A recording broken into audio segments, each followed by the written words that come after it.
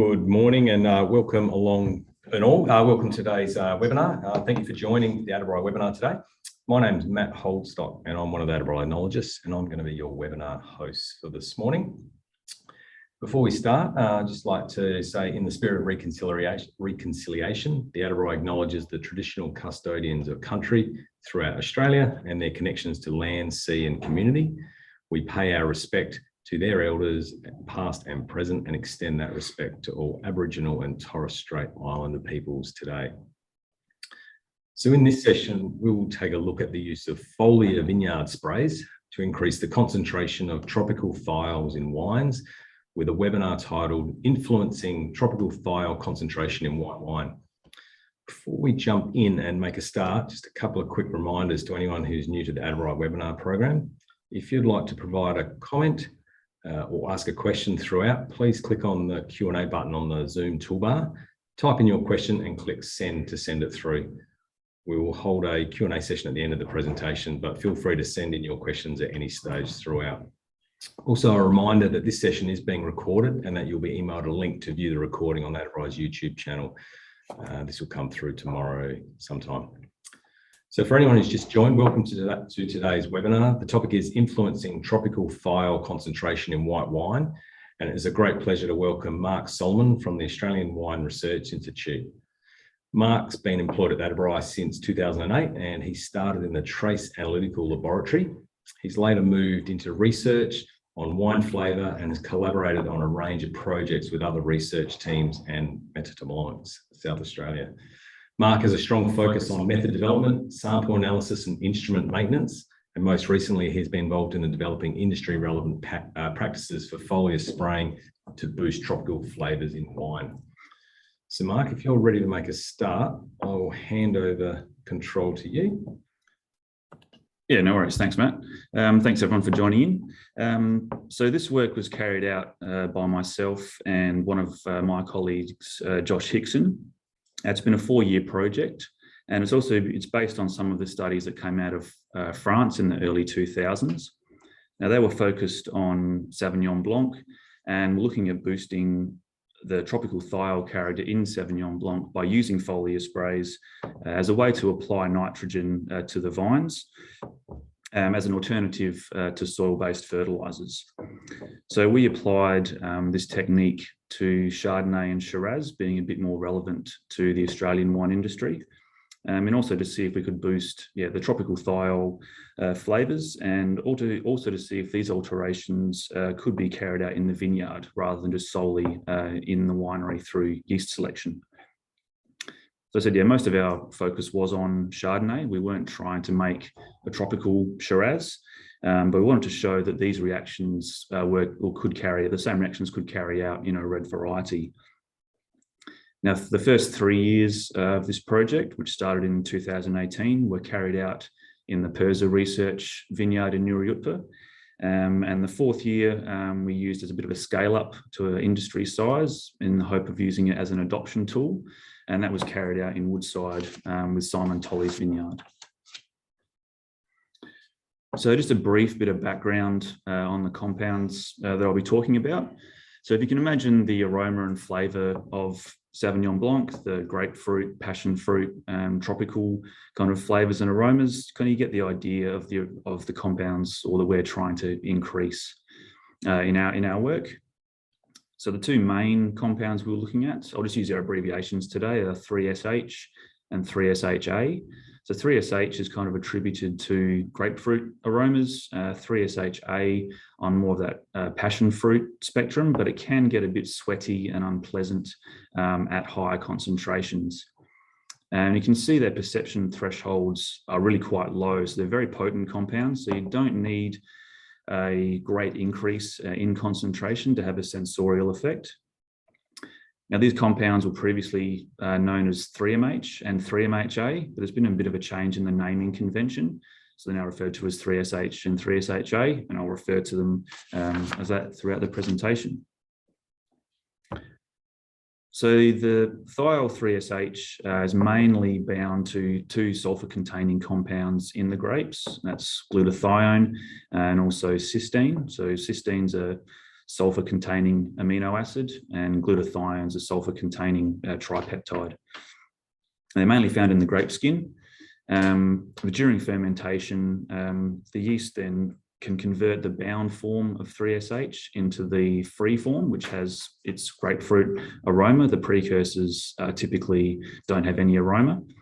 And then there's a secondary reaction that happens through fermentation where the 3SH is then converted to 3SHA. And there's about a 5 to 20% conversion of 3SH to 3SHA. Now, it's the formation of these bound forms in the grapes is what we're interested in increasing. So based on the results of the French study, the increase of this precursor formation has led to potential increase for 3SH to be released throughout fermentation. And the theory was that an increase in sulfur and nitrogen that's being applied throughout the growing period would lead to increased formation of the required sulfur-containing compounds and also provide increased nutrition to the vines. So this table kind of highlights the results of one of the French studies. You can see that the soil nitrogen, when that was applied, which was around about flowering, there wasn't a huge increase in YAN concentration, but when they had their foliar nitrogen application, there was quite a large increase in YAN concentration in the grapes. And that was done just prior to veraison, and there were 2 foliar applications. When sulfur was added into their foliar spray, you can see there's quite a large increase in concentration of the thiol compounds I spoke of previously. Now, the third compound in that table was 4-MSP, which is another sulfur-containing compound that's related to Sauvignon Blanc. We didn't detect it in any of our Chardonnay wines, so I won't be focusing on it today. So the work in year 1 was to replicate the results from the French work. The source of our sulfur was in the form of unishield, and the source of our nitrogen was in the form of urea, or low biuret urea. And we trialled 2 dose rates that mimicked the French dose rates. So we had our low spray, which was 5 kilograms per hectare of sulfur, and our high spray, which is 10 kilograms per hectare of nitrogen. And we also had, our high spray was double those dose rates. Now, the numbers in brackets represents the amount of unishield and urea that we had to apply to get that specific dose rate. So, for example, to get the 5 kilos per hectare of sulfur, we needed to apply 6.5 kilos of unishield. And like I said, the first 3 years of this first year was conducted at the Precursor research vineyard in Neurupa. We sprayed them on both Chardonnay and Shiraz, but the focus of the results will be on the Chardonnay. And there were 2 applications carried out in the wines. So the numbers in the table represent how much of the sulfur and nitrogen were applied for 1 spray. So for the 2 sprays, you'd have to double those values for the amount of sulfur and nitrogen you're applying across the growing period.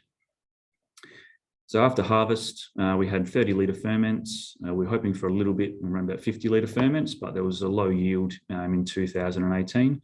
So that led to that lower ferment volume. So the results on the right-hand side, you can see there was a significant increase in 3SH in both the low and the high treatments. It was much more pronounced in the high treatment compared to the low.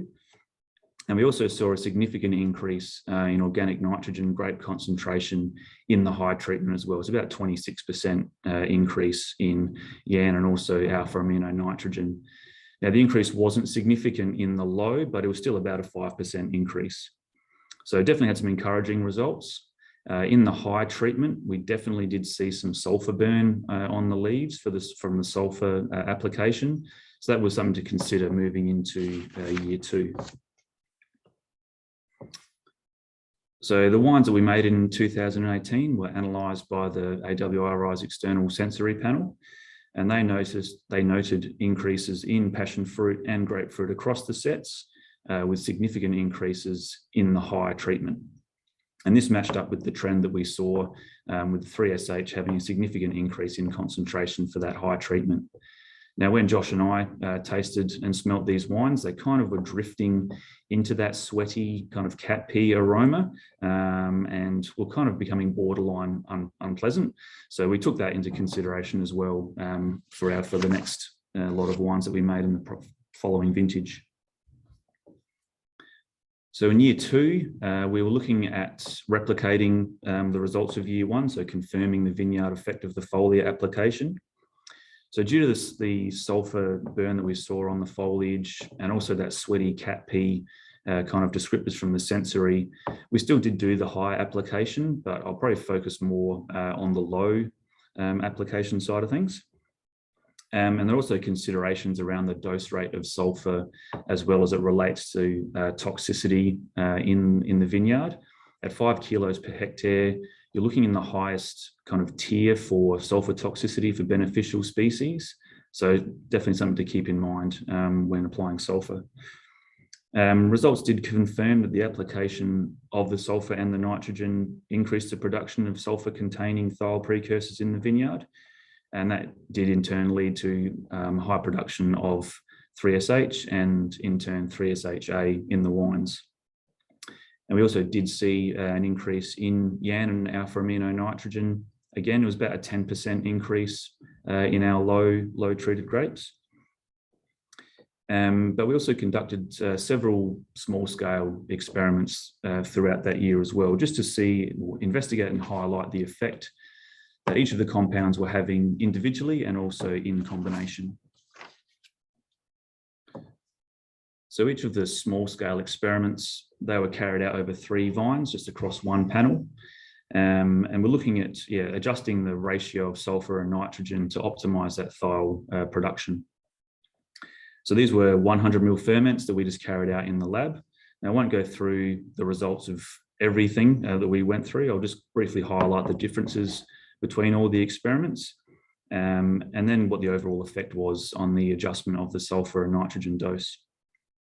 But you can see from the graph on the right-hand side that the concentration of 3SH did alter depending on the treatment. There was nothing statistically significant, but there's definitely a trend in concentration change. So the first experiment was just our nitrogen only. So it had the same dose rate as the larger scale experiment, but there was no sulfur in that spray.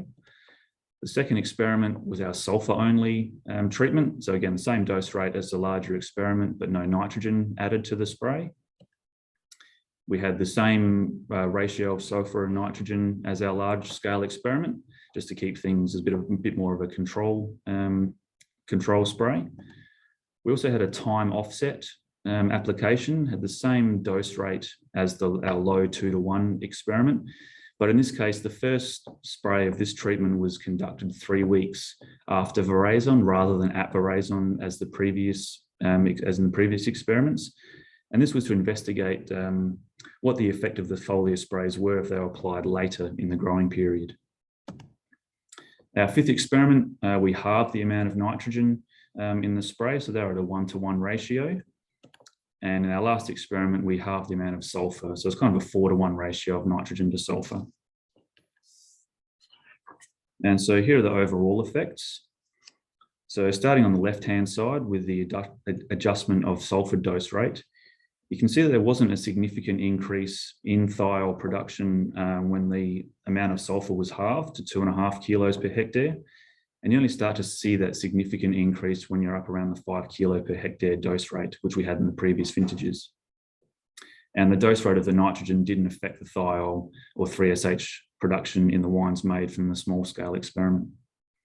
On the right-hand side, looking at the nitrogen dose rate, had a similar trend to that of the sulfur. If the nitrogen dose was halved, there's still an increase in YAN and alpha amino nitrogen. It was about 15% increase, but only became a significant increase when the nitrogen was at that 10 kilo per hectare dose rate, and sulfur didn't didn't influence the grape chemistry, which we saw the results of the French study when they were just using their foliar nitrogen spray. They had 112 mg per litre for YAN. When they added the sulfur, it stayed reasonably similar at 115 mg per litre. So in the third year, we were looking to maybe just have one application of sulfur and nitrogen, and looking to eliminate that second spray. So to do that, the single spray would have to have the same equivalent amount of sulfur and nitrogen as our high spray from the previous vintage. And we also wanted to investigate if any of the compounds that were being increased from the foliar spray were kind of retained in the grapevine at all from vintage to vintage. So to do that, we used the grapes that were sprayed with the high spray from the previous vintages. We didn't apply any foliar spray this year, or in that vintage. And then we measured the YAN and the alpha amino nitrogen in the grapes, and then the 3SH production in the resulting wines. So from the graph on the right-hand side, you can see the results of this single application do show there's still a significant increase in 3SH production with the single spray. And there was also an increase in organic nitrogen as well with that single spray. But the results do show, which is good for us, there weren't any carryover from vintage to vintage on 3SH production or YAN and alpha amino nitrogen. So the message from this experiment would be that a single application could be used to have the same effect as the two sprays. However, we saw in the high applications from the last two vintages, there was that sulfur burn, which we didn't see in the low spray, which applied the same amount of sulfur and nitrogen. So the work in the final year of the project was to scale up the application to industry scale by using equipment that growers would use normally throughout the growing season. So we engaged Simon Tolley through his business, Tolley Viticulture. We used a couple of rows in one of his blocks where we had two rows. One was our control row, which we didn't spray, and then one which was our treated row, which we used with the foliar spray. So again, there are two applications throughout the growing season, one at Veraison and one about 3 weeks later. And each of the foliar sprays was just one pass of their spray tractor. We also wanted to look at the role that yeast was playing or could play versus what we were doing in the vineyard. So whether or not you could get the same effect by using maybe a high thiol producing yeast compared to using a foliar spray during fermentation. So our standard yeast strain was PDM, and we also used AB Maori, their maxi thiol yeast, as our high thiol producing yeast strain. The sensory analysis did show that compared to the control grapes fermented with PDM, there was significantly higher ratings for tropical with either the treated grapes fermented with either the PDM or the maxi thiol yeast, and also the control grapes fermented with the maxi thiol yeast. So we could see that on the graph on the right-hand side, the control grapes that were fermented with the maxi thiol yeast had slightly increased concentration compared to the treated grapes that were fermented with the PDM yeast. But the greatest increase was when the foliar spray and the maxi thiol yeast were used in combination. So even though statistically the yeast selection had slightly more influence on thiol concentration, the success of the foliar sprays showed this could be a viable option for modulating thiol production. So this included, again, also some expected costs for using this technique. I've just included the SA Water's kind of commercial water price there to show how much expected increased water costs there'll be. And we also have the the Uni-Shield and urea costs from 2021. Now, DJ's growers, where we purchased things from, indicated that sulfur would be a little bit more expensive at about $35 for the 15 kilo pack size this year. But they're going to find that urea could be quite difficult to source. They're expecting kind of about $2,000 a tonne for urea. So that could be just a consideration if going ahead with foliar spraying. So there definitely are some considerations when we want to use a foliar spray. So the effect of sulfur on all species in the vineyard, that toxicity is kind of in that highest tier for the low application. And there's also the potential for sulfur burn if it's applied at too high rates. The increasing cost of urea is also something to consider. But I think the key messages would be that using foliar sprays, there's definitely an increase in tropical thiol concentration and also organic nitrogen. A late stage application of foliar nitrogen can give a quick boost to YAN before harvest. Their results show there weren't any carryover from vintage to vintage. So it is something, if you want to try it 1 year, nothing would be hanging around in your vines for the following vintage. For the yeast selection, that might be your first protocol when it comes to looking to modulate thiol production. But in the yeast selection versus vineyard treatment experiment, definitely show that foliar sprays can give similar results. There's also a high potential for this technique to be used as a blending application. You might not want a whole block of high tropical thiol Chardonnay, but if you was to spray a couple of rows with the thiol application and kind of blend that into a historically low flavored Chardonnay, this could change the wine style relatively easily. So I'd like to acknowledge Wine Australia and also the Australian government for funds for this project. Roger Maywald at Precursor for his help in the first 3 years of the project. Simon Tolley and Tolley Viticulture for his help in the upscaling of the project in the final year. John Gledhill at Whip Winemaking Services for all the winemaking help, and also the flavour and sensory teams at AWRI for the chemical and sensory analysis. Thanks. I'm happy to take any questions. Thanks, Mark. Excuse me. Thanks, Mark. That was great. I'd just like to remind everyone, if they do have a question, just the Q&A on the toolbar at the bottom of your computer screens, you can just send them through if you have any questions during it. There has been one question come through. There's a couple of questions come through. First one is, there is no label rate for low biurea in vines. Is there a current permit for use? That's something I'll have to have a look and get back to you on that one. I don't know that off the top of my head, but I can definitely look into that. I'm sure my email address would be probably circulated, so yeah, I can definitely get back to you on that. Okay, thanks for that. There is another question that's come through. What was the sensory effect on the wines that were made with the sulfur burn on the foliar treatments? Again, with the high sulfur rates, the sensory results and descriptors kind of tend to drift, or depending on the person who was having a smell. Like I said, Josh and I, when we smelled them, they were kind of well into that sweaty cat pee aroma, so reasonably unpleasant. But there was a significant increase in grapefruit, tropical, and passion fruit descriptors from the panel. Okay, a few more just starting to come through now. Next one is, have you observed any more sensitivity to botrytis on the treated vines? Not something that we looked into. Again, they're probably not questions I can probably get back to you on that one. Okay, next one was there any adjuvant used for the trial? Adjuvant?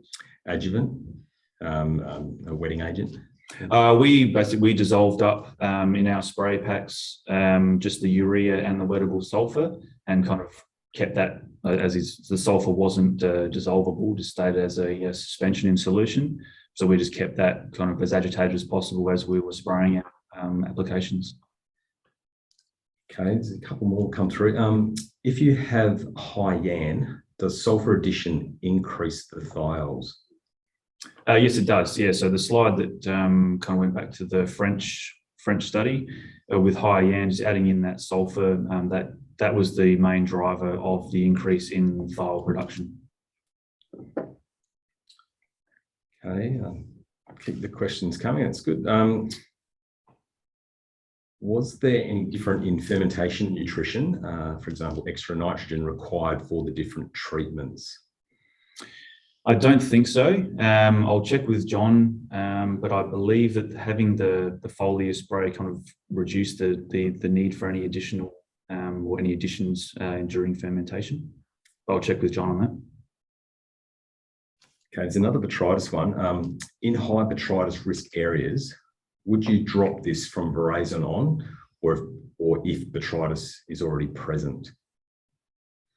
So that's not my area on botrytis. Again, something I can definitely look up and probably share some information, probably maybe through the IDS guys later on.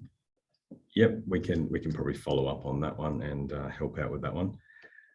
There's another question here. Was there other sulfur applications done throughout the growing season to control powdery mildew? We kind of kept things as this was used as in addition to just whatever the normal regimen of kind of pest control would be. So it's more the addition prior to veraison that would help with the thiol precursor production. But I believe it would be as a normal spray regimen throughout the growing period will still need to be continued. Okay, that's the there hasn't many more questions come through at this point in time. I just might take on a side note. The Adabri is about to begin an extension adoption project on this very practical orientated vineyard topic. And I'd just like to put out there, if you're interested in trialing such a simple practical technique in your own vineyard yourself, please get in touch with either myself or email the Adabri help desk. And just keep an eye out for some more extension related activities associated with this project in the next few months. Look, thanks very much, Mark, for providing a practical outcome for some of the interesting flavour research. I'm sure everyone who attended today got a lot out of this session. I'd also like to thank the audience for joining in and taking part. I'd like to remind you that, as always, you will receive a link to view the recording of this presentation on the Adabri's YouTube channel within the next 24 hours. I'd also like to acknowledge Wine Australia for providing funding and support for webinars via the Adabri Extension Project. The next Adabri webinar is on next Thursday, September the 8th, and it's titled Soil Health and Soil Water Holding Capacity. And if you'd like to register for this session, please visit the Adabri website. Thanks again, and I look forward to seeing everyone at the next Adabri webinar. Thank you.